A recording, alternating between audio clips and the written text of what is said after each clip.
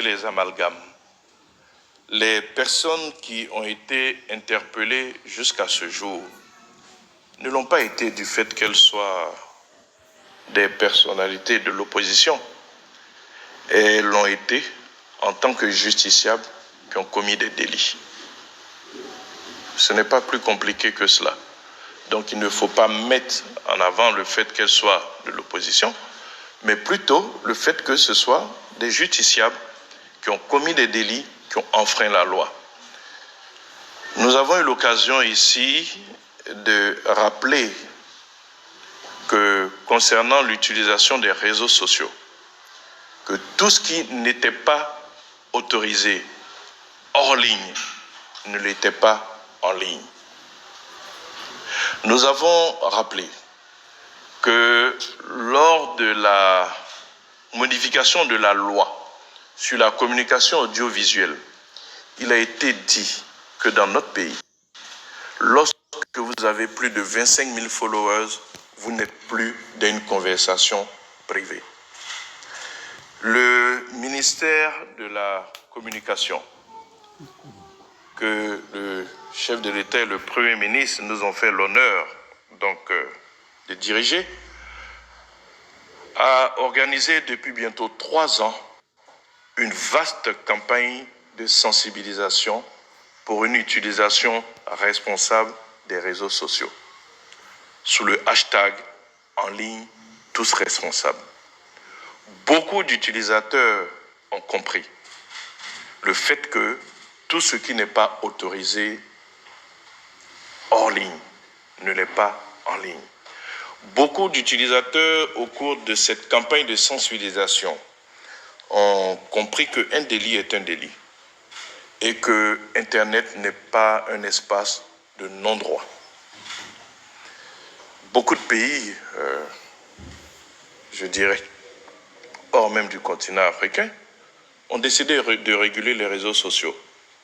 C'est en novembre 2023 que l'Angleterre a pris un texte qui va exactement dans le même sens que le nôtre.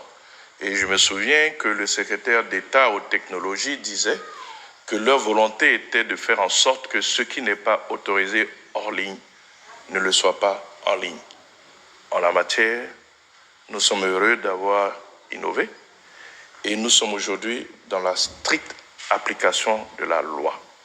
Nous avons sensibilisé pendant pratiquement 3 ans. Nous sommes à la phase de répression qui fait partie aussi de la sensibilisation. Il y a des gens à qui on parle une fois, ils comprennent. Il y a des gens à qui on a besoin de répéter plusieurs fois. Et puis il y en a qui ont besoin qu'on prenne un burin pour leur faire entrer les choses dans la tête. Le procureur de la République a été très clair. Nous sommes à la phase de la répression et nous ne faisons rien d'autre que d'appliquer la loi, que d'appliquer les textes. Donc il faut éviter les amalgames. Liberté d'expression, oui, et nous sommes un pays de liberté d'expression. Il suffit de regarder la tonalité de notre presse. Notre pays n'a jamais coupé, quelles que soient les difficultés que nous avons traversées, Internet, ou alors en réduire le débit pour que ce soit difficilement accessible donc aux différents utilisateurs. Certains pays le font.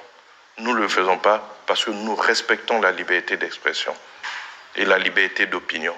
Mais la liberté d'expression et la liberté d'opinion s'accompagnent aussi de responsabilité et de respect de la loi. Ce n'est pas parce que vous êtes opposant que vous avez le droit d'enfreindre la loi. Évitons les amalgames. Ces personnes ne sont pas donc dans les liens de la justice parce qu'elles sont des opposants. Elles le sont parce que, en tant que justiciables, elles ont enfreint la loi.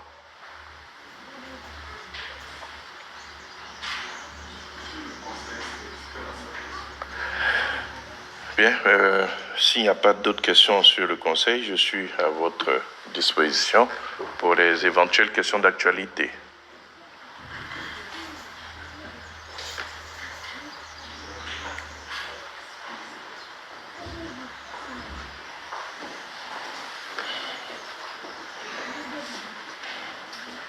Bonjour Monsieur le Ministre, Christelle Pire de TV5 Monde.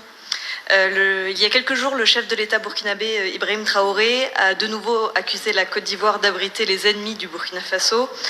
Il a également accusé les 6 agents ivoiriens de la DARA qui ont été récemment arrêtés d'espionnage. Qu'est-ce que vous répondez à ces accusations ? Nous sommes aujourd'hui à 1 mois de l'élection présidentielle ici. Est-ce que vous craignez que les relations tendues entre le Burkina Faso et la Côte d'Ivoire aient un impact ici sur la situation ? Merci.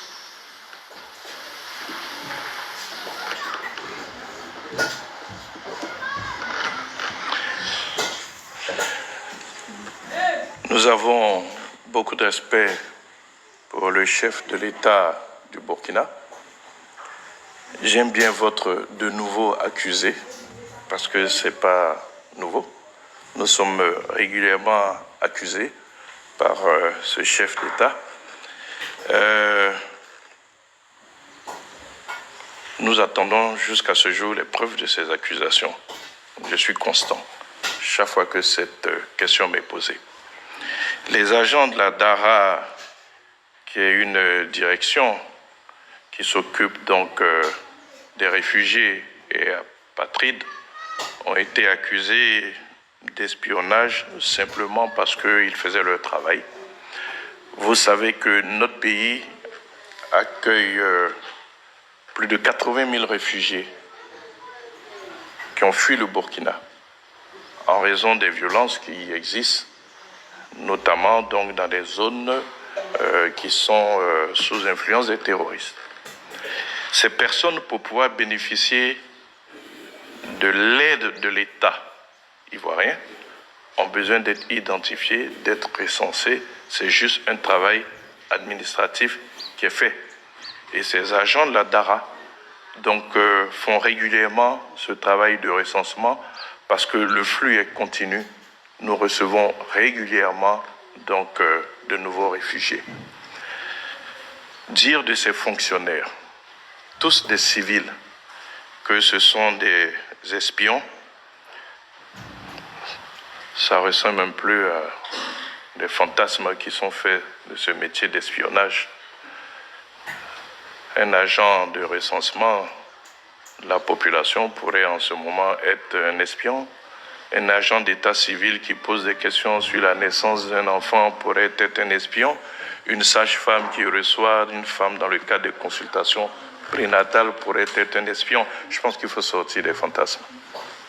Ce sont des civils qui faisaient leur travail de recensement de réfugiés pour que ces réfugiés puissent bénéficier de l'assistance de l'État. La Côte d'Ivoire aujourd'hui subit une pression, surtout avec le retrait de certains organismes qui s'occupaient donc de ces questions de réfugiés. Nous avons une forte pression aujourd'hui pour des raisons humanitaires, tout simplement. Et nous nous sommes organisés pour pouvoir suppléer l'absence de ces associations, de ces ONG qui se sont retirées donc en raison de la politique actuelle qu'il y a donc dans ce pays voisin, frère. Donc, vraiment, il faut penser à tous ces réfugiés. Pensez à tous ceux que la Côte d'Ivoire assiste, parce que nous sommes une terre d'hospitalité, parce que nous sommes une terre d'accueil. Dit de ce point de vue que nous abritons leurs ennemis, la Côte d'Ivoire a toujours été une terre d'accueil et beaucoup d'Africains ont trouvé refuge en Côte d'Ivoire. Nous n'avons jamais caché que certaines personnalités donc, du Burkina étaient en Côte d'Ivoire, tout comme nous avons reçu aussi certaines personnalités du Mali, du Niger et à une certaine époque du Libéria ou même du Ghana et de Guinée. Nous avons une tradition de terre d'accueil. Et tous ceux qui sont sur notre sol savent que pour respecter ce devoir d'hospitalité de la Côte d'Ivoire, ils doivent s'abstenir de certaines pratiques. Donc tous ceux qui sont ici, ils sont là au nom de la terre d'accueil que constitue la Côte d'Ivoire pour tous les Africains, quels qu'ils soient. Est-ce que ces relations auront un impact sur nos élections? Non, pas spécialement. On a beaucoup de déclarations, c'est vrai. Mais il faut que l'opinion nationale et internationale sache que nous sommes un pays ouvert, qui a 26% de sa population qui est étrangère. Ça fait environ 7 millions de personnes. Et parmi ces 7 millions de personnes, nous avons plus de 3 millions de Burkinabés. Nous n'avons aucun intérêt à ce que ce pays soit déstabilisé parce que c'est nous qui en paierons le prix fort. Voilà tout ce que je peux dire sur cette sortie donc, du chef de l'État burkinabé.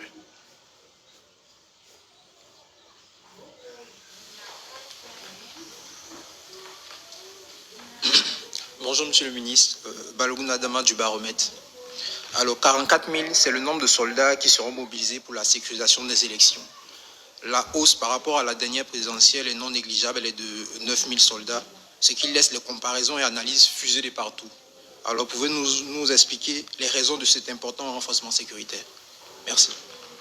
Parce que nous avons plus d'hommes, ce n'est pas plus compliqué que cela.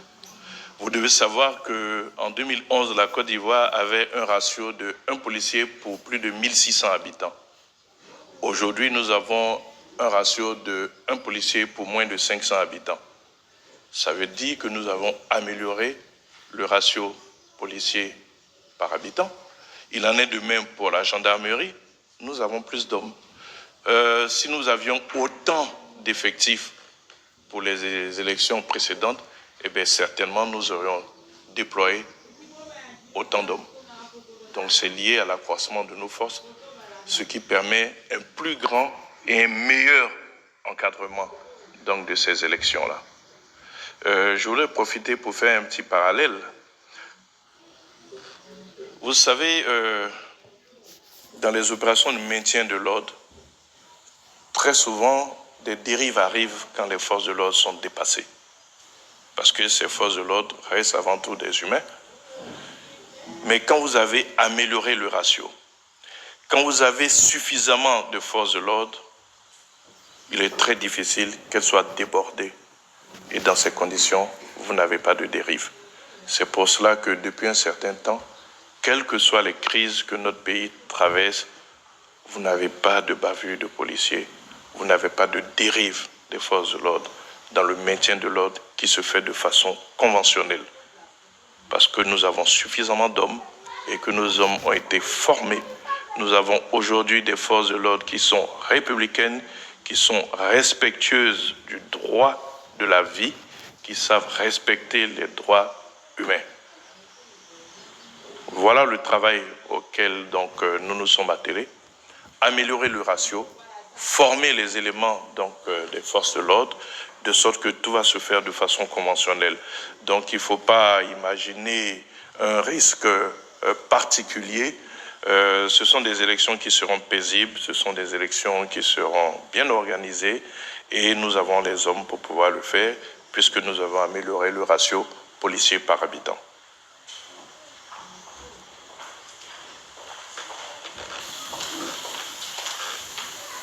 Monsieur le porte-parole, bonsoir. Venant Saka, journaliste pour le quotidien L'Inter. Monsieur le porte-parole, dans moins de 72 heures, l'opposition, notamment le Front commun, envisage d'entamer une marche.